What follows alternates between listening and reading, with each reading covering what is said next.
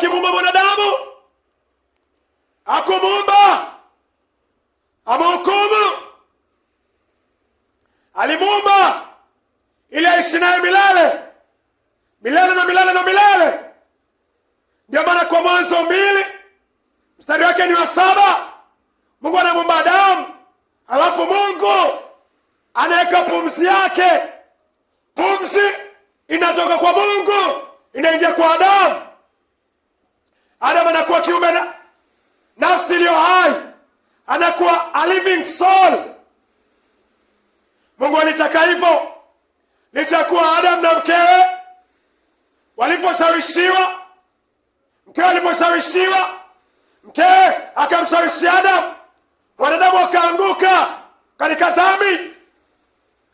Warumi 5:12. Kwa hiyo kama kwa mtu mmoja dhambi iliingia ulimwenguni, na kwa dhambi hiyo mauti, kwa hivyo mauti ikafikia watu wote, kwa sababu wote wamefanya dhambi.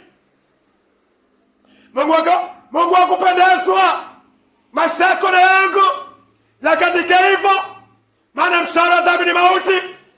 Mauti ni kufa kwa sababu la moto milele na milele. Mungu akafanya nini? Yohana 3:16, akamtoa Kristo kama njia ya uzima wa milele. Yesu alihubiri toba, Mathayo 4:17.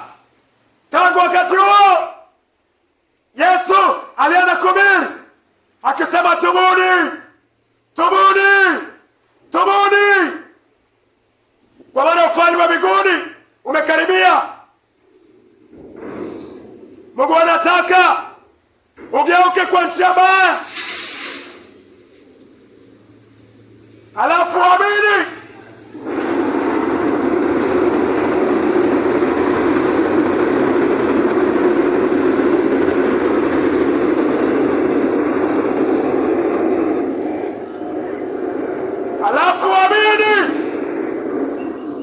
Ile damu iliyotoka kwa mwili wa Yesu Kristo,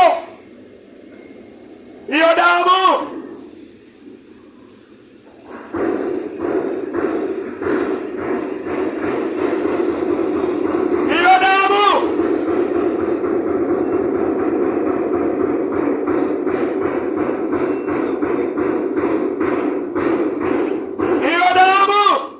ndio sabuni ya kuosha uchafu wa dhambi.